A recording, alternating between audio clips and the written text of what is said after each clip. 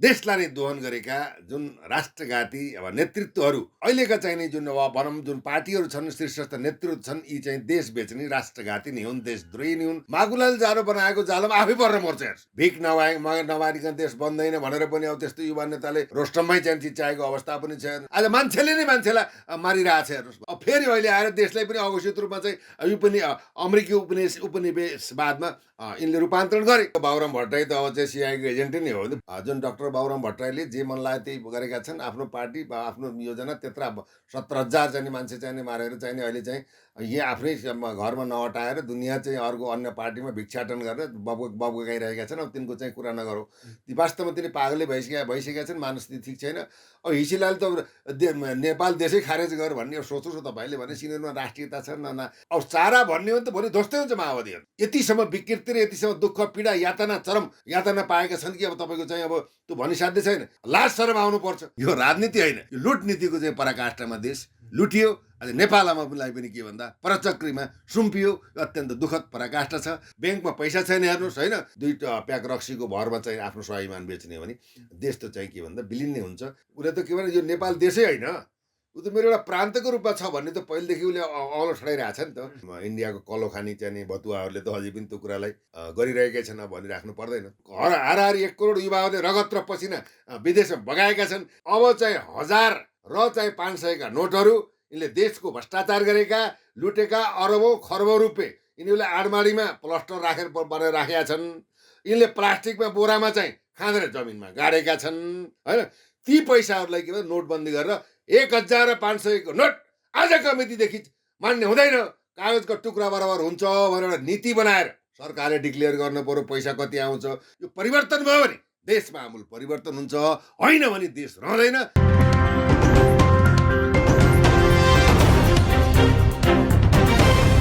आदरणीय दर्शक महानुभाव नमस्कार तपाईँ यति बेला हेर्दै हुनुहुन्छ न्युज फटाफट नेपाल र साथमा म रोशन घार्ती उपस्थित भएको छु आज हामीसँग कुराकानी गर्नको लागि राजनीतिक विश्लेषक कृष्ण प्रसाद शर्माजी हुनुहुन्छ नमस्कार स्वागत छ यहाँलाई धन्यवाद जय जननी जय मातृ अहिले यो नेपाललाई चाहिँ कसरी हेर्नु भएको छ अहिले त चुनावको माहौल पनि चलिरहेछ अब कुन शक्ति चाहिँ सत्तामा पुग्ने कसले चाहिँ अब चुनावमा आफ्नो मत ल्याउने भन्ने ठुलो बहस चलिरहेको छ यसबाट केही नयाँ अनुहारहरू पनि फेला पर्छन् कि भनेर नागरिकबाट अपेक्षा छ जुन नागरिकले अपेक्षा गरिरहेछन् केही परिवर्तन हुने देख्नुहुन्छ तपाईँले रोशनजी यो के छ भन्दाखेरि देशको भाग्य र भविष्य जनताको नागरिकको चाहिँ के भन्दाखेरि तपाईँको चाहिँ नि सुनिश्चित भविष्यको लागि राजनीतिक एउटा जुन परिवेश छ त्यो नभई नहुने एउटा यो नीति हो यो राज्यको यो मूल नीति नै राजनीति भएको हुँदा विगत आज हामीले विशेषतः 31 वर्षदेखि नेपालमा राजनीतिक आरोह अवरोह युद्ध आन्दोलन सादात होइन हत्या हिंसा रक्तपातपूर्ण इतिहास रचेको विगतले हामीलाई अब देखाएकै छ ती विषयसारको वर्णनतिर नजाउँ अहिलेको परिप्रेक्ष्यमा के छ भन्दाखेरि जसरी चाहिँ यो एउटा मुख्य एउटा बुँदा मुख्य एउटा चाहिँ राष्ट्रघात जुन एउटा देशका नेतृत्वहरूले गरे यो जुन एमसिसी सम्झौता यसबाट के भन्दा जनताको मानमर्दन जनताको आवाज र जनइच्छालाई कुल्चिएको अवस्था छ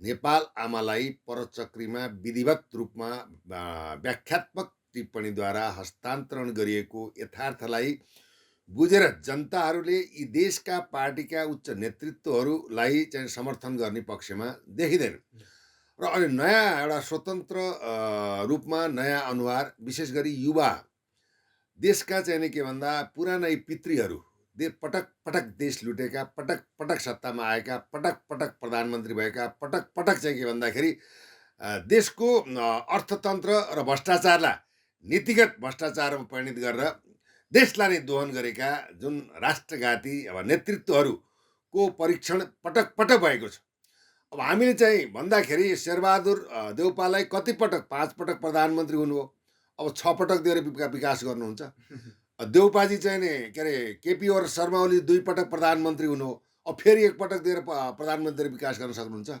डाक्टर बाबुराम भट्टराई 1 पटक हुनु भन्न खोजेको मतलब के भने पटक पटक सत्तामा गएर पटक पटक जनतालाई भ्रमको जालोमा पारेर पटक पटक जनताको मानहानि गरेर यिनले चाहिँ देश दोहन गरेका छन्। आजको दिन कस्तो हुन्छ भनेर बिहानीले सङ्केत गरिहाल्छ। आज मर्निङ सो द डे भन्छ, सही भन्नु रोशनजी। रहेको कुरो के भने यति जान्दा जान्दै पनि बुझ्दा बुझ्दै पनि अब यी पार्टीको हैसियत, यिनको सामर्थ्यता र राजनीतिक परिपाटी समाप्त भएकी अवस्था छ। हेर्नुहोस्, अब हामीले चाहिँ मूलत एउटा भनौँ यो भूधरातलीय राजनीतिलाई विगत वर्तमान र भविष्यको एउटा समायोजन र विश्लेषण गर्दा अब अहिले के भन्दा युवाहरू नै सत्तामा आउनुपर्छ र देशको राजनीतिलाई युवाले नै के गर्नुपर्छ, हस्तक्षेपकारी परिपाटी लागू गर्नुपर्छ। राजनीतिलाई छिछि र दूर होइन, राजनीतिलाई के भन्दा व्यवस्थित हुन त भनिन्छ, पोलिटिक्स इज डर्टी गेम भन्छ होइन, तर त्यो डर्टी गेम भनौँ राजनीतिलाई परिष्कृत नगरिकन, सफा नगरिकन अब यो देशमा किञ्चित परिवर्तन हुँदैन। तथापि चाहिँ के छ भन्दाखेरि अहिले अब तपाईँको प्रश्नलाई मैले बुझ्दाखेरि धेरै व्याख्या विश्लेषण भन्दा पनि एउटा स्पष्ट तपाईँको प्रश्नको जवाफमा जाँदा अहिले देशका नागरिकहरूले र विदेशमा रहेका युवा शक्तिहरूले अहिलेका चाहिने जुन भनौँ जुन पार्टीहरू छन्, शीर्षस्थ नेतृत्व छन्, यी चाहिँ देश बेच्ने राष्ट्रघाती नै हुन्, देशद्रोही नै हुन्, भ्रष्टाचारी नै हुन्। अब यिनीहरूको पछि लाग्नु हुँदैन र हामीले चाहिँ यिनीहरूको चाहिँ जुन एउटा भरमको जालो फालिरहेका छन्, त्यो जालोमा अब हामी पर्नु हुँदैन। हामी धेरै परिसक्यौँ। किन पर्यो भन्दाखेरि अब चाहिँ के भन्दा माकुराले जालो बनाउँछ, माकुराले जालो बनाएको जालोमा आफै परेर मर्छ। हेर्छ, अब त्यो अवस्था चाहिँ छैन, जनता सचेत भएको अवस्था छ। मूलत अहिले के भन्दा युवा शक्तिकोले चाहिँ अब यो राजनीतिमा हस्तक्षेप गरेर हस्तक्षेपकारी भूमिका खेल्छन् र जनताले पनि सहयोग गर्छन् भन्ने सोच पनि छ। अब मेरो भनाइ पनि के रह्यो भन्दा सम्पूर्ण जननागरिकहरूलाई हामीले पटक पटक चाहिँ के भन्दा विभिन्न पार्टीका विशेषतः 5-6 पार्टीका चाहिँ नेतृत्वलाई पटक पटक हामीले जितायौँ, पटक पटक विरासतमा पुर्यायौँ, पटक पटक सत्ता दिलायौँ, पटक पटक देश दोहन गर्ने, पटक पटक भ्रष्टाचार गर्ने, आफ्नो परिवारलाई बनाउने जुन एउटा राष्ट्रघाती चाहिँ देशद्रोही विभिन्न खालका सन्धि सम्झौता यावत तपाईँको 2007 सालदेखि लिएर 78 सालसम्मको दौरानमा बुझ्दा विशेषतः 31 वर्षमा यिनीहरूले चाहिँ के भन्दा अब 36वटा प्रधानमन्त्री भए, कुनै पनि विकास भएन। न एउटा कल कारखाना बनौ, न एउटा राम्रो स्कुल कलेज बनौ, न चाहिँ एउटा भनौँ राम्रो चाहिँ सर्वसुलभ रूपमा जनताले सुविधा पाउने एउटा अस्पताल बन्यो होइन। कुनै पनि प्रकारको घाँस बाँस कपासको चाहिँ ग्यारेन्टी गर्न सकेन, जनताको मानहानि भयो, जनतालाई सार्वभौमसत्ता भन्यो। यो संविधान नै गलत छ, किनभने संविधानले विभेद गरिदियो। अब संविधानमा अहिले आएर दलित भन्ने त आयाती शब्द, हेर्नुहोस्, दलित भन्ने शब्द नै नेपाली शब्द होइन। अब संविधानमा चाहिँ नि विभाजन गरिदियो, धर्मको नाममा चाहिँ अफिम छरेर लडाइदियो, धार्मिक द्वन्द्व गराइदियो, धार्मिक राज्यहरू स्थापना गर्छ भनेर जनताले भ्रम बनायो। कोही किराँत राज्य चाहियो, नेवार राज्य चाहियो होइन, अब चाहिँ मकरान्त राज्य चाहियो, यावत खालका चाहिँ विखण्डित खालका सोच चाहिँ यहाँका नेतृत्वले दिलायो। त्यसैले चाहिँ धर्मलाई पनि यिनले के भन्दा राजनीतिमा गाँसे। धर्म सहितको राजनीति भनौँ धर्म भनेको आफ्नो के भन्दा विचार हो, आफ्नो धारणा हो, आफूले धारण गर्ने चिज नै धर्म हो कि। हेर्नु त धर्मको परिभाषा बुझेनन्, सनातन धर्मलाई आत्मसात गर्न सकेनन्, वेद वेदान्त र उपनिषदहरू पढ्न सकेनन्, अनावश्यक चाहिँ के जातीयताको नाममा चाहिँ विभाजित गए। एमसिसीले के गर्यो भन्दाखेरि जनतामा विभाजन ल्यायो। त्यसले गर्दाखेरि अब अहिले के छ भन्दा एउटा मूलत देखिएको अवस्थामा राष्ट्रिय प्रजातन्त्र पार्टीको अब चाहिँ नयाँ एउटा चाहिँ के भन्दा भनौँ राजेन्द्र लिङ्गदेलको एउटा आगमन भएको अवस्थालाई अहिले जनताहरूले एउटा नयाँ व्यक्तिलाई राजेन्द्र लिङ्गदेलको न त सत्तामा गएको अवस्था छ, न प्रधानमन्त्री विगतमा भएको अवस्था छ, न तपाईँको चाहिँ मन्त्री भएको अवस्था छ। एउटा विशुद्ध के भन्दाखेरि त्यस्तो चाहिँ नि भनौँ माओवादी द्वन्द्वकालबाट बम पनि प्रहार गरियो, कालो मोर्चा पनि लगाइयो, यातना पनि दिइयो, ज्यान मार्नेसम्म चाहिँ परिस्थितिमा पुग्दा पनि एउटा चाहिँ नि भनौँ योग्य राजनीतिक निष्ठा राख्ने एउटा व्यक्ति चाहिँ नि राजेन्द्र लिङ्गदेल अहिले राप्रपामा उदाएको हुनाले अब चाहिँ नि एउटा चाहिँ नि व्यक्तिले केही गर्छ कि भन्ने आशामा अहिले नेपाल अथवा विदेशमा रहेका व्यक्तित्वहरूले पनि समर्थन गरेको अवस्था छ। त त्यही पनि राप्रपाभित्र रहेका केही चाहिँ के भन्दा भाइरसहरूलाई चाहिँ अलिकति चाहिँ के गर्नुपर्छ छन् भने त्यो कोहिएका मुलाहरूलाई पनि निकाल्नु पर्ने अवस्था पनि त्यहाँ छ। त्यहाँ त्यो शुद्धिकरण गर्नुपर्ने, अब जस्तै कमल थापा गाई धर्म गीतालाई पनि त्यागेर चाहिँ नि उनले अब अर्कै पार्टीको चाहिँ अध्यक्ष म अध्यक्ष भनेर गएको अवस्था पनि छ। यसै गरी अन्य चाहिँ अहिले नाम चाहिँ नभनौँ, 2-4 जना चाहिँ नि जुन भनौँ मान्छेहरू छन्, अब उनीहरूमा कस्तो भन्दाखेरि राष्ट्रप्रति नभएर आफ्नै अहमता र चाहिँ सामन्ती संस्कार बोकेका चाहिँ व्यक्तित्वहरूमा समानुपातिक परिस्थितिको चाहिँ त्यहाँ भनौँ समाधान सफाएर फोहोर सफा गर्नुपर्ने अवस्था पनि बन्छ। त्यो चाहिँ अब अध्यक्षज्यूले चाहिँ मूल्याङ्कन गर्नुभएकै नै होला। अहिले बुझ्दा के छ भन्दाखेरि अब एकपटक चाहिँ पटक हामीले चाहिँ के भन्दा यी नेताहरूलाई हामीले सत्तामा पुर्यायौँ। अब देशको विकास र देशको सुरक्षाको लागि, भाग्य भविष्य निर्माण गर्नको लागि, सनातन धर्म र चाहिँ देश बचाउनको लागि राष्ट्रिय चाहिँ यो अभियानमा रोड र चाहिँ सदन र चाहिँ एउटा बहुमत अब भनौँ चुनावी मैदानद्वारा चाहिँ एकपटकलाई चाहिँ के भन्दा राजेन्द्र लिङ्गदेलको नेतृत्वलाई स्वीकार गरेर राष्ट्रिय प्रजातन्त्र पार्टीलाई सबैले चाहिँ के भन्दा एकपटक मौका दिउँ भन्ने अनुरोध र चाहिँ अपिल र चाहिँ आह्वान हामीले पनि गरेका छौँ। म पनि के भन्दा राजेन्द्र लिङ्गदेलको एउटा के भन्दाखेरि चाहिँ भनौँ उहाँको चाहिँ एउटा नेतृत्वलाई एउटा स्वीकार गरेको एउटा चाहिँ भनौँ व्यक्ति भएको हुनाले म चाहिँ के ठान्दछु भन्दा अब चाहिँ यी पार्टीहरूले अब चुनावमा अब देखिसक्नु भएको छ। गगनजीले चाहिँ भनिसक्नुभयो अब तपाईँको चाहिँ नि अब चाहिँ नि तपाईँको चाहिँ भन्दाखेरि 18 वर्ष माथिकोलाई पेट्रोल दिन्छु, म जो 60 वर्षकोलाई चाहिँ 30,000 भत्ता दिन्छु, या दिन्छु, अब चाहिँ नि केटाकेटीले चाहिँ वाइफाई दिन्छु, अब के अरे मोबाइल दिन्छु, यावत कुराहरू आएका छन्। अब अर्को कुरो चाहिँ के भन्दाखेरि अब भिख नमारिकन देश बन्दैन भनेर पनि अब त्यस्तो युवा नेताले रोस्टममै चाहिँ चिच्याएको अवस्था पनि छ। आज चाहिँ 57 अरब चाहिँ अमेरिकाले दियो, अब चाहिँ 60 अरब चाहिँ चिनले दिन्छ, 80 अरब चाहिँ भारतले दिन्छ भनेर अब यो चाहिँ भिख मागेर देश बन्छ भन्ने खालका यस्ता विदेशीका भनौँ एजेन्टको रूपमा प्रस्तुत भएका व्यक्तिले त बोलेको अहिले चाहिँ जवाब बहुत भारी परेको छ। जनताले लखेटी छन्। अहिले विशेष गरी यो हामीले भन्नुपर्दा सबै राष्ट्रघाती हुन्, तथापि यसको मेन डिजाइनरको हामीले त मूल्याङ्कन गर्नु, मेन डिजाइनर भनेको देशको प्रधानमन्त्री मूल नाइकेले नै एमसिसी पास गर्नको लागि मरिहत्ते गरेको अवस्था हो। त्यसमा चाहिँ व्याख्यात्मक परिस्थितिको एउटा चाहिँ भर्मजाल फेरेको चाहिँ गगन कुमार थापाज्यूले नै हो। त्यसले गर्दाखेरि अब दुईवटा चाहिँ भाइरसको त्यहाँ देशमा चाहिँ जनताले चाहिँ नि अब चाहिँ जहाँ देख्यो छोड्नेवाला चाहिँ छैन हेर्नुहोस्। अरूको चाहिँ समर्थन र भोट हालेका जति छन् ती राष्ट्रघाती नै हुन्, सत्य भन्नु नै पर्दछ। हिजो एउटा जहाज चाहिँ एउटा चाहिँ जेट चाहिँ अब अन्तर्राष्ट्रिय विमानस्थलमा अवतरण हुँदा या सामाजिक सञ्जाल तातेर गयो हेर्नुहोस् होइन। त्यसमा अब चाहिँ कुटनीतिक आयो, कागजपत्र यादि लिएर आएर 2 घन्टा बसेर फर्केको भन्ने कुरा वायुसेना निगम भनौँ न के अरे त्यो तपाईँको चाहिँ यो नागरिक उड्डयन प्रमुखले पनि स्पष्टीकरण दिएको अवस्था थियो। नजाने त्यसमा के थियो हामीले भन्ने कुरो छैन। के थियो भनेर चेक जाँच गर्ने, निगरानी गर्ने, हेर्ने अधिकार त चाहिँ नेपाल सरकारले अब एउटा कम्पनीलाई एमसिसी कम्प्याक्टलाई हस्तान्तरण गरेकै छ। यो आउने जाने भन्ने ठुलो कुरो होइन। बिस्तारै अब चाहिँ अब के भन्दाखेरि सुरु भयो। अब किन भन्दा पहिला त अब के त अघोषित थियो। हाम्रो त कुनै आपत्ति थिएन नि, एमसिसी आओस्, देशमा विकास गरोस्, ट्रान्समिसन लाइन होस्, विद्युतको चाहिँ खपत होस् होइन, उत्पादन होस्, बाटाघाटा बनाउन्, तर हाम्रो पक्ष हो नि।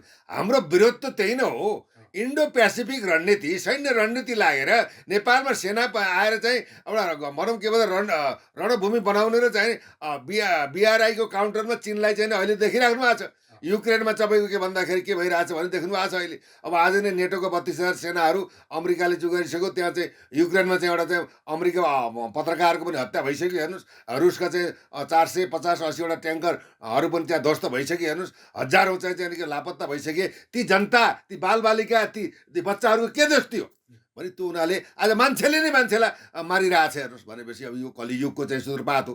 यसको त अब भनौँ जहाँसम्म लाग्छ रुसले चाहिँ अब परमाणु बम प्रयोग गरिदियो भने त विश्व नै ध्वस्त हुने अवस्था छ। अब रुसले पनि अब के भन्दा पाकिस्तान, चीन र भारतसँग सैन्य सहयोग मागेको अवस्था पनि छ। नेपाललाई चाहिँ युक्रेन बनाउनको लागि चीन र अमेरिकाको चाहिँ कटाक्षको रूपमा एमसिसी यहाँ एउटा चाहिँ विष त घोलेकै अवस्था छ हेर्नुहोस्। कतिखेर के हुन्छ, हामी सुरक्षित छौँ या छैनौँ, देश रहन्छ देश त गइ नै सक्यो, अघोषित रूपमा त यसले बेचिसके। तसर्थ के छ भन्दाखेरि अब यो देशलाई बचाउनको लागि एउटा नयाँ नेतृत्व, नयाँ युवाहरूले राजनीतिमा खुलेआम तरिकाले अगाडि आएर चाहिँ नि अब बढ्दैन भने देश त चाहिँ उपनिवेशवाद भइ नै सक्यो। यसको चिरफार गर्नको लागि त नयाँ शक्ति 2/3 सहित आएर यस्ता सन्धि सम्झौता गलत प्रक्रिया र चाहिँ यस्ता चाहिँ भनौँ जस्तै संविधानिक कुरा भनौँ, दलित भनेको छ, आदिवासी भनेको छ, जनजाति भनेको छ, पहाडे भनेको छ, खस भनेको छ, मधेसी भनेको छ। भनेपछि यो संविधानले नै लडेर आएको छ नि त। जानी लडाएका सार्वभौम सत्ता त उनले त 12 बुधे दिल्लीमा त यसले बुझाइसके। त्यस 12 बुझे बाट चाहिँ देशको सारो सत्ता स्वाधीनता त दिल्लीमा बुझाएर फेरि अहिले आएर देशलाई पनि अघोषित रूपमा चाहिँ यो पनि अमेरिकी उपनिवेशवादमा यिनले रूपान्तरण गरे। त्यो सब हुँदैन थियो भने त बाबुराम भट्टराईलाई त्यत्रो समय लगानी गरेको त खेर जान्थ्यो नि त। त्यही भएर त बाबुराम भट्टराई त अब चाहिँ सिआइएको एजेन्टै नै हो नि। प्रश्न कुरा हामीले बुझेकै छौँ। जहाँ जहाँ के हुन्छ, अब धर्मको कुरा आउँछ, यो धर्म त सबै समान छन् नि। अब यहाँ के छ भन्दाखेरि अब जस्तै हिन्दू धर्म आयो, सनातन धर्म जे भने पनि अब तपाईँको हो। अब पञ्चायत कालमा पनि त अब त्यहाँ धर्मले त कसैलाई त्यहाँ मुस्लिम इसाई होइन अथवा सिख बौद्ध कसैलाई त विभेद गरेको त थिएन। हेर्नुहोस्, अब विभेद गरेका थियो भने दरबारको अगाडि त जामा मस्जिद उभिया छ, खोइ त्यहाँ विरोधवाद छैन भने। एउटा के भन्दा धार्मिक स्वतन्त्रता सहितको एउटा हिन्दू राष्ट्र कायम गर्नाले एउटा नेपालको एउटा हिन्दू राष्ट्र छ भन्ने पहिचान हुन्छ, नेपालको इतिहास बरकरार हुन्छ, सम्मान बढ्छ र हामी चाहिँ नेपालीको चाहिँ एउटा मान शान बढ्छ भन्ने हिसाबले धर्मलाई राखियो। धर्मलाई चाहिँ त्यो विभेदकारी भनेर अब चाहिँ धर्मलाई चाहिँ एउटा अफिमको रूपमा जुन डाक्टर बाबुराम भट्टराईले जे मन लाग्यो त्यही गरेका छन्। आफ्नो पार्टी आफ्नो योजना त्यत्रा 70,000 चाहिँ मान्छे चाहिँ मारेर चाहिँ अहिले चाहिँ यहाँ आफ्नै घरमा नहटाएर दुनियाँ चाहिँ अर्को अन्य पार्टीमा भिक्षाटन गरेर बबुकाइरहेका छन्। अब तिनको चाहिँ कुरा नगरौँ, ती वास्तवमा तिनी पागलै भइसकेका छन्, मानस्थिति ठिक छैन। अब हिसीलालले त नेपाल देशै खारेज गर भन्ने सोच्नुहोस् तपाईँले भने सिनेमा राष्ट्रियता छ न राष्ट्रवासी देशमा बस्ने लागेकै छैन। यिनी विदेशीको पाल्तु चाहिँ ऊ न हुन्, पाल्तु पशु न हुने। यिनलाई के राजनीतिज्ञ भन्ने, यिनले लुट्ने बाहेक त के गरे तपाईँको। आज हेर्नुहोस् लडाकुको हालत के छ बिचरा होइन। एउटा प्रकाश सबुतले अब गीत गाउँदाखेरि अब ऊ त सामान्य 2% मात्रै गाएको प्रकाश सबुतले। अब चारा भन्ने हो भने त भोलि ध्वस्तै हुन्छ माओवादी। हेर्नुहोस् यतिसम्म विकृति र यतिसम्म दुःख पीडा यातना चरम यातना पाएका छन् कि अब तपाईँको चाहिँ अब त्यो भनिसाध्य छैन। एउटा गीती छायाङ्कन गरेर उ गर्दाखेरि त्यत्रो तरङ्ग मचिन्छ भने सत्य तथ्य त्यो माओवादीभित्र भएका आर्थिक अनियमितता कुरा, विभेदका कुरा होइन, चरम यातना दिएका कुरा होइन, शिविर सञ्चालन व्यवस्थापनमा बर्मा लुट गरेका अरबौँ खाएका कुरा, 2000 खल त्यहाँ राखेर 3000 दिएका कुरा, क्यान्टिनमेन्टलमा चाहिँ 33 अरब घोटाला गरेको लडाकु समायोजन व्यवस्थापन होइन परिमार्जनको लागि त्यही योग्य बनेका लडाइँलाई अयोग्य भनेर अहिले चाहिँ त भनौँ खाडीदेखि विभिन्न मुलुकमा चाहिँ नि दुःख कष्ट यातना बालबच्चाको शिक्षा दीक्षा होइन, खोइ त अब नेतृत्वले गरेको लाज शरम आउनुपर्छ। अब एउटा गीत गायो भन्दैमा अब चाहिँ के को चाहिँ त्यहाँ वेश्या गमनका कुराहरू आछन्। जुन पात्रले आएर चाहिँ हामीले नाटक गरेका हौँ एउटा ट्रेडिङ श्रृङ्खला, त्यसो भए त हिन्दी फिल्म नेपाली फिल्ममा अब त्यहाँ के भन्दाखेरि भेलेनले गएर त ठुलो पर्दामा एउटा युवतीलाई बलात्कार गरेको दृश्य पनि देखाइन्छ नि। अर्को दिन रोडमा चाहिँ नारी चाहिँ यो भयो भनेर आउनु पर्यो त आन्दोलन भनेपछि यो विवेक र शून्यताको अभाव हो, चेतनाको अभाव हो। प्रकाश सबुतले चाहिँ देशको उनले भोगेको र लडाकु जुन देशका सम्मानित लडाकुहरूले जुन देशको लागि चाहिँ मरे शहादत प्राप्त गरे, जो घाइते भए, जो अपाङ्ग भए, जसको गोली छर्रा आँखा अहिले पनि तपाईँको चाहिँ अपाङ्ग भएर बसिरहेका छन्, त्यसको कार्य सम्पादन गर्छ पर्दैन। जसको चाहिँ के भन्दा काँधमा टेकेर होइन बुई चढेर सत्ताको चाहिँ भर्याङ बनाएर सत्ताको राप लिएर चाहिँ परिवारलाई चाहिँ के भन्दा आलिसान महल र अरबौँ खरबौँ भ्रष्टाचार गरेर चिल्लो गाडीमा चढेर चाहिँ मोज गर्ने, त्यही चाहिँ सहयात्री जसको बलमा चाहिँ सत्तामा पुग्यो तिनलाई चाहिँ अपमान गर्ने, हेला गर्ने, मतलब नराख्ने भने सबुतले प्रकाश सबुतलाई त हामीले सलट र सम्मान गर्नुपर्छ। किन भन्दा सत्य उनले 2% मात्रै निकालेका छन्, अझ चाहिँ 98% त बाँकी नै छ। हुँदो नै यो त एउटा के भन्दा एउटा कास्टिङ मात्रै हो, पुरा सिरियल त बाँकी नै छ। यस्तै साना कुरामा गीतमा कुरामा अब तपाईँले देख्नुभयो लुट्न सके लुट, लुट्न सके लुट नेपालमा नै छ होइन। यसको चाहिँ के भन्दाखेरि होइन छुट भनेर चाहिँ प्रकाशले के अरे के नाम थियो उनको पशुपति शर्माले चाहिँ गीत गाउँदा केपी ओलीले चाहिँ बन्द गरे होइन भने किन बन्द गरे? यिनले गल्ती गरेका छन्, भ्रष्टाचार गरेका छन्, अन्याय गरेका छन्, अत्याचार गरेका छन्, लडाकु देखेर आफ्नो कार्यकर्तालाई चाहिँ के भन्दा यिनले चाहिँ सत्तामा जाने भर्याङ बनाएका छन्। त्यसैले यिनले के भन्छ गीतबाट झस्किन्छन् भने बन्दुक देखाउँदा के होला? यो एउटा के छ भन्दा यो राजनीति होइन, यो लुट नीतिको चाहिँ पराकाष्ठमा देश लुटियो। अहिले नेपालमा पनि के भन्दा परचक्रीमा सुम्पियो। अत्यन्त दुःखद पराकाष्ठा छ र यसमा चाहिँ वैकल्पिक शक्तिको रूपमा नयाँ शक्ति उदयमान भएर 2/3 ल्याएर यो राष्ट्रको चाहिँ फोहोर फाल्ने र भ्रष्टाचारीलाई चाहिँ के भन्छ तरलाउने, देशमा लुटेको सम्पत्ति चाहिँ राष्ट्र निर्माणमा लगाउने एउटा पद्धतिको विकास हुन सकेन भने हामी चाहिँ अब त्यो युक्रेन भनौँ, सिरिया भनौँ, अब तपाईँको चाहिँ अब तपाईँको अफगानिस्तान भनौँ होइन, यो खालको हामीले चाहिँ यो भुटानीकरणको अवस्थिति आउन सक्ला, सिक्किमीकरणको चाहिँ परिस्थिति आउन सक्ला।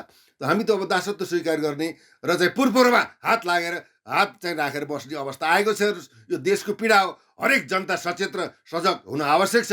आज चाहिँ के भन्दा एमसिसी पास हुँदाखेरि पनि तपाईँको यो उपत्यकाका मात्रै चाहिँ जसरी गुठी विधेयकमा लखेटिया थियो त्यही खालको देश बचाउनको लागि सबै आइदिएको भए यिनको चाहिँ के नाकबाट पसिना आउँछ, दाँतबाट पसिना आउँछ, पास गर्न सक्दैन थियो। हेर्नुहोस् अब तपाईँ हामी अब 2-4 हजार 10 हजार मान्छेहरू अब ज्यान फालियो तर अर्थ रहेन। अब हामी पनि के भन्दा देशप्रति भनौँ जुन हाम्रो युद्ध थियो असफल भयो, हामी पीडामा छौँ।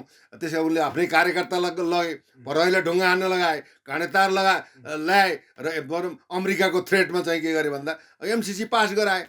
हेर्नुहोस् नाटक मञ्चन गरे। त्यो उनीहरूले देशको लागि दुर्भाग्य हो। अब के छ भन्दा यो देशलाई बचाउनको लागि अब एउटा चाहिँ के भन्दा नयाँ शक्तिलाई जनताले अब पनि अब हामी सच्चिएनौँ। अब नेतालाई मात्रै दोष दिने कुरो भएन। हामीले चाहिँ के भन्दा जुन सच्चिएनौँ, गलत मान्छेलाई हामीले भोट दियौँ, गलत मान्छेलाई हामीले सत्तामा पुर्यायौँ, त्यसको पीडा हामीले भोग्दैछौँ। देश आज अर्थतन्त्र आर्थिक रूपमा असफल भएको छ। ब्याङ्कमा पैसा छैन। हेर्नुहोस् होइन, लगानी गर्नु छैन। देख्नुभयो ऋण तिर्न नसकेर एकजना एकै घरको 6 जनाले आत्महत्या गरेर मरे। त्यो देख्नु भएको छ तपाईँले न्युज। भने यस्तो खालको दुर्दशा छ भने राज्य कहाँ छ, अभिभावक कहाँ छ, सरकार कहाँ छ? यो त बडा चाहिँ के भन्दा अब के गर्ने? अब त साँझमा चाहिँ लाइट लिएर चाहिँ खोज्दै जाने कि सरकार कहाँ छ भनेर? यो सरकारै छैन। यिनी चाहिँ के भन्दा सरकारै हेरन्, यी विदेशीका भरौटी हुन्। यिनबाट देश भन्दा पनि बन्दैन। अब पनि हामी नागरिक सच्चिएनौँ र यिनलाई नै भोट दियौँ भने हामी हाम्रो स्वाभिमान र राष्ट्रिय स्वाभिमान नै बेचेको ठहर त जस्तो मलाई लाग्दछ रोशनजी। हेर्नुहोस् जस्तो परिवर्तनको लागि अब परिवर्तन हुनुपर्छ, अब परिवर्तन गर्नुपर्छ भनेर जसरी आवाजहरू उठिरहेका छन् र उठाइरहेका छन्, आम नागरिकले पनि अब यीबाट त अब हैरान भइसक्यौँ, अब परिवर्तन चाहिन्छ भन्ने नागरिकहरू छौँ। तर तपाईँले यस्तो कुरा गर्नुभयो कि अब देश बचाउन फेरि एकपटक लड्नुपर्छ जस्तो छ यी सत्ताको विरुद्ध। होइन, अवश्य हेर्नुहोस् किन भन्नुहुन्छ भने हामी परिवर्तन सँगसँगै यो देश पनि बचाउने जिम्मा आम नागरिकको हातमा आइपुगेको छ होइन। यी नेताहरूले त रातारात नेताहरूले त तपाईँको चाहिँ रातारात तपाईँको यो गणतन्त्रको चाहिँ जो संविधान रातारात रामवरण यादवलाई भुमरीमा पारेर चाहिँ 12 बजे चाहिँ जारी गरेकी अवस्था हो। तपाईँले सब बुझ्नुभयो, भन्नुभएको छ। के अप्ठ्यारो आइपुग्छ यिनीहरूलाई रातारात नै गर्नुपर्ने? अप्ठ्यारो यस्तो हुन्छ, यिनीहरूले के हुन्छ जस्तै इसाई धर्मलाई हामीले अपमान गरेको होइन। सबै धर्म समान छन्। हेर्नुहोस् रहेको कुरो के भन्दाखेरि यिनीहरूले देशलाई नै बर्बाद गर्नको लागि यिनले पहिला के गरे भन्दा धर्ममा हात हाले, दोस्रोमा के गरे भन्दाखेरि तपाईँको इतिहासमा हात हाले। अब राजाको पालामा भएका पढाइ लेखाइ चाहिँ बुजुर्वा शिक्षा भने, त्यो त बुजुर्वा शिक्षा भने हेरिराख्नु भएको छ। हेर्नुहोस् राजाका फोटाहरू चेती यो देशलाई ध्वस्त पार्ने यही राजा हो भनियो। भनौँ मन्दिर के अरे मठ मन्दिर पनि ढालियो, क्रियापतिलाई पनि बोको जस्तो काटियो। त्यो त क्रिस्चियनबाट सञ्चालित थियो, यिनले डलर खाएको थियो। अब के भन्दाखेरि अब परिश्रम लिएपछि त नुनको सोझो गर्नु पर्यो। त्यो खालको विद्वानसम्म चाहे महेन्द्रका जस्ता शालिग फोडे देखिराख्नु भएको छ। महेन्द्रका शालिग फोडे, त्रिभुवनको चाहिँ शालिग फोडे, राष्ट्रिय झन्डा जलाए होइन। अब बुद्ध जुन शान्तिका अग्रदूत भगवान् बुद्धको पनि चाहिँ मूर्ति तोडफोड भयो। पनि यो क्रिस्चियनबाट डिजाइनमा आएर यो पैसा खाएर देशलाई पनि यो खालको धर्म संस्कृति र इतिहासमा हस्तक्षेप गरे। अब के भन्छ कुनै पनि देशलाई समाप्त गर्ने हो भने त्यसको इतिहास र धर्मलाई एटै गर्नुपर्छ भन्ने एउटा विश्व मान्यता पनि छ। अब त युगोस्लाभिया, युक्रेन मतलब अन्य देशहरूमा पनि यो खालका घटनाहरू घटेका हुन्।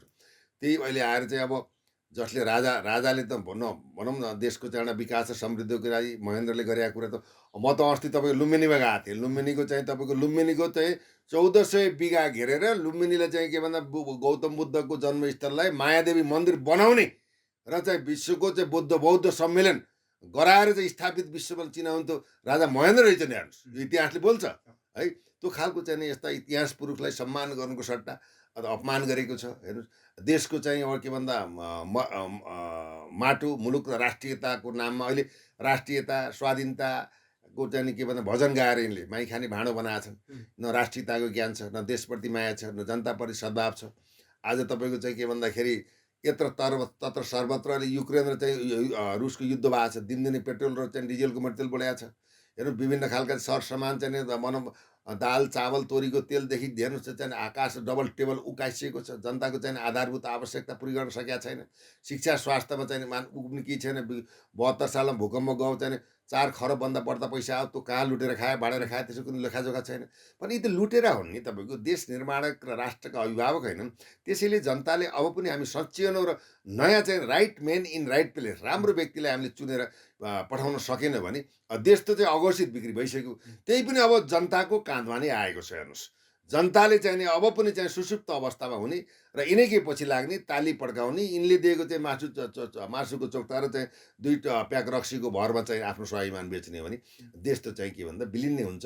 यो ध्रुव सत्य हो। तितो छ तर अपाच्य छ, तर हामी बोल्न बाध्य छौँ किन हामीलाई राष्ट्रप्रति माया छ। हेर्नुहोस्, तर जसरी वीरेन्द्रले नेपाललाई एउटा शान्ति क्षेत्र देश भनेर घोषणा गर्नको लागि उनले विभिन्न देशहरूबाट हस्ताक्षर सङ्कलन गरेका थिए धेरै वर्ष अगाडि, र भारतले चाहिँ नेपाल अझै शान्ति क्षेत्र भइसकेका छैन, अझै पनि त्यो मान्न सकिँदैन भनेर भारतले हस्ताक्षर गर्न मानेको थिएन, र पछि 2046 सालको आन्दोलन पछाडि त्यो त्यत्तिकै तुरेर गयो। जसरी उनले वीरेन्द्रले दुई छिमेकी ठुला राष्ट्रहरूको जुन युद्ध हुन्छ अथवा उनीहरू जे गरून् तर नेपाली भूमि प्रयोग नहोस्, यो चाहिँ शान्ति क्षेत्र हो भनेर जुन उनले त्यति बेला नै सोचेका थिए, त्यो कुरा त आजको दिनमा आएर तुइयो। आज फेरि त्यही कुरा जुन डर थियो राजा वीरेन्द्रमा, त्यो कुरा त आज भइरहेछ होइन राष्ट्रमा? होइन, अत्यन्त राम्रो प्रश्न निकाल्नुभयो। एउटा इतिहासले के हुन्छ, इतिहासले नै देशको अथवा समाजको भविष्य कोर्नलाई एउटा चाहिँ प्रमाण को रूपमा साबित पनि भएको हुन्छ। अब राजा महेन्द्रले अब पूर्व पश्चिम राजमार्ग बनाउँदाखेरि इन्दिरा गान्धीले चाहिँ मेरो आदेश चाहियो भने मेरो भूमिमा म बनाउँछु, किन आदेश लिने भनेर त्यहाँदेखि नै राजा महेन्द्रलाई चाहिँ मार्न अथवा चाहिँ षड्यन्त्र गर्ने इन्दिरा गान्धी, जवाहरलाल नेहरू चाहिँ चाहेको अवस्था हो। र चितवनमा चाहिँ बिमारी भएपछि एउटा इन्डियन डक्टर आएर सुई ल्याएर चाहिँ महेन्द्रलाई मारेकै, हेर्नुहोस्, हत्या गरेकै हो। ध्रुव सत्य हो। इतिहास साक्षी छ। अब बलिले बोलोस् नबोले नबोलोस्। त्यसै क्रममा शाहवंशीय राजाहरूले देशलाई बचाउनको लागि ठुलो युद्ध गरे। रक्तपातपूर्ण इतिहास भयो। 22 वर्षको उमेरमा पृथ्वीनारायण शाहले एउटा तलवार लिएर सारा जीवन युद्धमा चाहिँ आफै होमिएर एकीकरण गरेको देश हो। यसलाई हामीले मान्नुपर्छ। त्यस्ता वीर चाहिँ पुरुषहरूलाई हामीले सलाम र नमन गर्नु नै पर्दछ। त्यसको निरन्तरता स्वरूप अब चाहिँ राजा वीरेन्द्र एउटा शान्तिप्रिय जनप्रिय राजा थिए र जनताले चाहेको छन् भने डेमोक्रेसी दिनुपर्छ भनेर बेलायतमा पढेर आएका र शालीन व्यक्तित्व थिए, जनप्रिय थिए। तिनको हत्या हुँदा हजारौँ लाखौँ मतलब नागरिकले कपाल पनि खौरे होइन। त्यो श्रद्धा र सम्मानका पात्र पनि हुन्। उनी शान्त स्वभावका र देशलाई चाहिँ भनौँ बचाउनको लागि अब यो त दुईटा देशको बिचमा, शक्तिशाली देशको बिचमा तपाईँकै शब्दमा रहेको नेपाललाई कुनै न कुनै बेला युद्धभूमि बन्न सक्छ। त्यसैले यो देशलाई बचाउनको लागि हाम्रा पुर्खाहरूले रगत र पसिना र बलिदान दिएर चाहिँ सुरक्षित गरेर संरक्षित गरेको स्वाधीन, कहिल्यै पनि पराधीन नभएको स्वर्गमय देशलाई बचाउनु पर्छ भनेर तत्कालीन राजा चाहिँ वीरेन्द्रले शान्ति क्षेत्र नेपालको अभयारण्य र विश्वमाझ चाहिँ घुमे पश्चात चाहिँ के भन्दाखेरि अब भारत त पहिलेदेखि विरोधी थियो। हेर्नुहोस्, जब चाहिँ त्यो 1955 सालतिर हो तपाईँको चाहिँ नेपाललाई चाहिँ देशको रूपमा परिणत गर्न पर्यो भनेर नक्सा सक्सा भूभाग होइन जनसङ्ख्या यावत कुराहरू, सामरिक महत्त्वका सब कुराहरू नक्सा लालपुर्जा लिएर चाहिँ युनाइटेड स्टेट्समा जाँदाखेरि भनौँ संयुक्त राष्ट्रसङ्घबाट सदस्यता अनुमोदन गर्न जाँदाखेरि भारतले रोकेका थियो। हुँदैन भनेको थियो। त्यतिखेर पनि विरोध गरे हो। उसले त के भने यो नेपाल देशै होइन, ऊ त मेरो एउटा प्रान्तको रूपमा छ भन्ने त पहिलेदेखि उसले औलो ठडाइरहेको छ नि त। संयुक्त राष्ट्रसङ्घबाट सदस्य नेपाल देश हो भनेर सदस्यता दिँदा पनि अमेरिकाले अस्वीकार गरेको थियो। रुसलाई पनि मनाएको थियो। लास्टमा गएर पहिलो चाहिँ नि अमेरिकाले चाहिँ सहमति जनाएर चाहिँ अब एउटा देशको रूपमा राजा महेन्द्रले परिणत गरे। त्यसै अवस्थादेखि राजालाई उसले आफ्नो तिब्बतीयन हिसाबमा, सिक्किमको हिसाब किताबमा अब चाहिँ के भन्छ कठपुतलीको रूपमा राख्नु त पहिले चाहिँ नेहरूका पालादेखि नै चालेको। इन्दिरा गान्धी त बाट त धेरै पटक चाहिँ नेपालमा चाहिँ तराईको भूभाग खान त ललायत भएको अवस्था पनि हो। त्यही अनुसार उसले डिजाइन गरेका पात्रहरू कता यदा कता देखिरहेका पनि छन्। हेर्नुहोस् होइन, तराईमा आन्दोलन गरिरहेछन्, तराईमा राजनीति गरिरहेछन्, कलो खाएका मान्छेहरू त्यहाँ इन्डियाको कलो खानी चाहिँ बतुवाहरूले त अझै पनि त्यो कुरालाई गरिरहेकै छन् भनिराख्नु पर्दैन। अझै पनि ती पात्रहरू प्रत्यक्ष अप्रत्यक्ष रूपमा देखिरहेको अवस्था पनि छ। त्यसै गरी अब राजा वीरेन्द्र एउटा राष्ट्रप्रेमी जनप्रेमी राजा हुन्। उनको वंश पनि यही चाहिँ यस्तै एमसिसी राष्ट्रघाती सम्झौता, इन्डियाले चाहिँ यहाँ चाहिँ वर्चस्व खडा गर्न नपाउने, यस्तै अमेरिकी अब चाहिँ युरोपियन युनियन जस्ता देशहरू आएर यहाँ यसरी चाहिँ नेपालको आमाको छातीमाथि बुट बजाएर नपाउने, राष्ट्रपति गद्दारी नहोस् भनेर चाहिँ अडान लिएका राजालाई त्यो मार्ने त पहिले पनि तयारी गरेका थिए। 2037 सालमा पनि अब रसियाका एजेन्टहरूले मार्दाखेरि सेटेलाइटबाट चीनले खबर दिएर त्यतिखेर बचाएको अवस्था हो। इतिहास बोल्छ, हामीले अध्ययन गरेको र बुझेको अनुसन्धानात्मक विश्लेषण पनि यो। अब राजा वीरेन्द्रले चाहिँ 116वटा देशबाट नेपाल शान्ति क्षेत्र देश हो भनेर घोषणा भइसक्दा चाहिँ के गर्यो भन्दाखेरि भारतले होइन अझै भएको छैन भनेर। अबले त किनभने शान्ति क्षेत्र भने त्यहाँ टच गर्न पाइएन, भूमि मिच्न पाइएन, यहाँ चाहिँ ओहोरदोहोर गर्नु भने पासपोर्टको चाहिँ सिस्टम लागु हुने भयो होइन। शान्ति क्षेत्रमा त कुनै प्रकारको अराजकता अशान्ति होइन अथवा नाकाबन्दी यावत कुराहरूको चाहिँ भनौँ अराजकता र अशान्ति त गराउन पाइएन। त्यो हुनाले चाहिँ के गर्यो भन्दा यस्तो चाहिँ वक्र दृष्टि गिद्ध दृष्टि राखेर चाहिँ उसले अस्वीकार गरेको अवस्था पनि हो। सदैव चाहिँ के भन्दा भारत त नेपालको विकास त कहिले पनि चाहँदैन। अब देख्नुभयो एउटा त भूतपूर्व जर्नेलले चाहिँ त्यो त लाज शरम नभएको त भतुवाले के भनेको छ भने अब चीन का सपोर्ट मिला यहाँ हुआ तो हम चाहिँ यूक्रेन जैसा नेपाल को बना देंगे, तिब्बत नेपाल यूक्रेन जस्तो बनाइदिन्छु भनेर त्यस्ता खालको चाहिँ थ्रेड दिएको छ। त्यो त निकै आपत्तिजनक आपत्ति राष्ट्र के यिन त अब यिनले भयो यो तपाईँको अब जयसिंह धामीले चाहिँ अब त्यो तपाईँको तुइन काटेर चाहिँ बिचरा मारियो, उसको बारेमा खोइ क्षतिपूर्ति नि बोले, कोही बोल्न सकेनन्, सब चुपचाप मुख दर्शक मात्रै भए। अब अहिले आएर चाहिँ के भन्दा हम नेपालको चाहिँ यूक्रेन बना देंगे भनेर ललकारेको एउटा पूर्व एउटा जर्नलले खोइ त्यसको चाहिँ परराष्ट्र मन्त्रालयबाट विज्ञप्तिर चाहिँ राष्ट्रप्रति देखाउनु पर्ने जिम्मेवारी भने यी त एउटा गोठाला हुन् नि। अब इन्डियाकै गोठाला अब 12 बुँदे सम्झौताबाट विरासतमा आएका, राजालाई फालेका, राजालाई फाल्नु, धर्मलाई फाल्नु होइन, सङ्घीयता लाद्नु, त्यो कुनै त्यो कुनै जनताले दिएको मेन्डेट त होइन नि। मेन्डेट छ, दम छ भने त राजा चाहिन्छ कि चाहिन्न, सङ्घीयता चाहिन्छ कि चाहिन्न, धर्म सापेक्ष निरपेक्ष चाहिन्छ कि चाहिन्न, जान पर्यो नि जस्तो जनमत सङ्ग्राममा हिम्मत छ भने त्यता पनि जान नसक्ने। अब 12 बुँदे सम्झौताबाट चाहिँ के भन्दाखेरि देशको सार्वभौमसत्ता बुझाएर विरासत पाएका यी देशका लम्पसारवादी नेतृत्वहरूले अब तपाईँको चाहिँ एउटा पूर्व जर्नलले युक्रेन बना देंगे नेपाललाई भन्दा दुई शब्द बोल्न सक्दैन भने यिनले त के भन्दा फेरि यो अन्जलुमा चाहिँ के भन्दा पानी लिएर डुब्लिकेर ढुन्डेर मरे हुन्छ नि। यिनले त देशैबाट हिँडै हुन्छ, यिनले त व्यवस्थित भइसक्यो नि। यिनीहरू न राष्ट्रप्रति प्रेम छ न जनताप्रति जवाबदेहिता छ।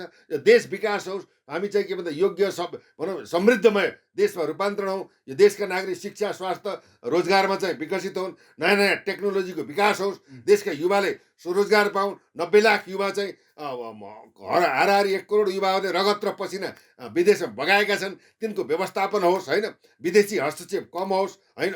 भनेपछि अब तपाईँको संसद अवरोध हुँदै अब संसदीय नियमावली चाहिँ एन्ड नबनाउँदै हेर्नु अब टिप्पणी व्याख्यात्मक टिप्पणीको आधारमा देशलाई त यसले जिम्मा दिएकै हो।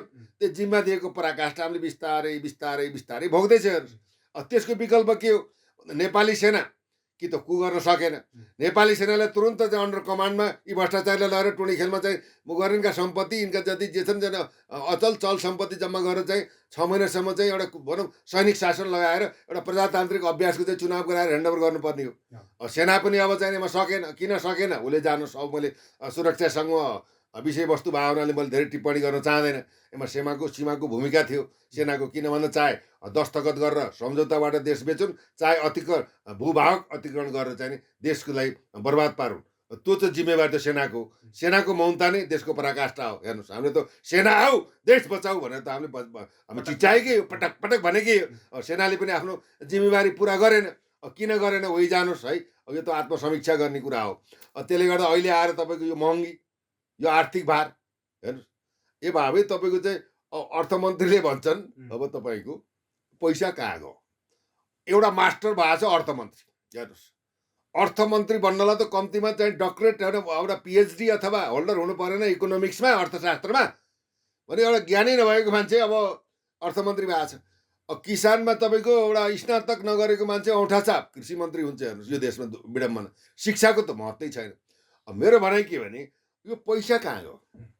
आज यो आर्थिक मन्दी भइरहेछ, पैसा चाहिँ ब्याङ्कमा पैसा छैन। हेर्नुहोस् सिरानीभित्र लुगा छैन खोज्दैछु भन्दैछन् अर्थमन्त्री। अब सिरानीभित्र लुकाउने होइन, जसरी चाहिँ भारतीय प्रधानमन्त्री नरेन्द्र मोदीले 1500 का नोटहरू एउटा के त नोटबन्दी गरेर डिक्लेयर गरेका थियो, त्यस्तै प्रकारले यहाँका भ्रष्ट नेताहरू, उच्च पदस्थ कर्मचारीहरू र लाभको पदमा पुगेका मन्त्री सभासद ठेकदार कालाबजारी यिनीहरूले के गरेका छन् भन्दाखेरि नेपालको वित्तीय संस्थामा केन्द्रीय ब्याङ्कमा पैसा छैन, विदेशी पैसा जम्मा नभएपछि देशको अर्थतन्त्र त्यसै नै धाराशायी भएर जाने भयो। त्यो अवस्था भएको हुनाले अब चाहिँ के भन्दाखेरि केन्द्रीय ब्याङ्क नेपाल राष्ट्र ब्याङ्क अर्थ मन्त्रालय होइन र चाहिँ के भन्दा वाणिज्य मन्त्रालय सबै मिलेर अब चाहिँ 1000 र चाहिँ 500 का नोटहरू यिनले देशको भ्रष्टाचार गरेका लुटेका अरबौं खरबौं रुपियाँ यिनीहरूले आडमाडीमा प्लास्टर राखेर बनाएर राखेका छन्। यिनले प्लास्टिकमा बोरामा चाहिँ खाँदेर जमिनमा गाडेका छन् होइन।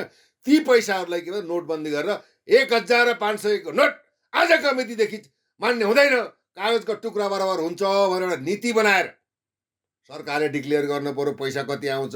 यदि ती पैसा जम्मा गर्ने हो भने मेन्डेट दिनु पर्यो, अर्थनीति बनाएर राजपत्रमा उल्लेख गरेर अब भनौँ यसरी 1000 र 500 का नोट 1 महिनाभित्र जोसँग छन् हरेक ब्याङ्कमा राष्ट्र ब्याङ्कमा या वित्तीय संस्थानमा जम्मा गर्नु पर्यो। 1 महिना कहाँबाट कमायो कता भ्रष्टाचार गर्यो त्यसको महत्त्व छैन। देश चाहिँ के भन्दा आर्थिक असफलतातिर गयो, आर्थिक मन्दी भयो।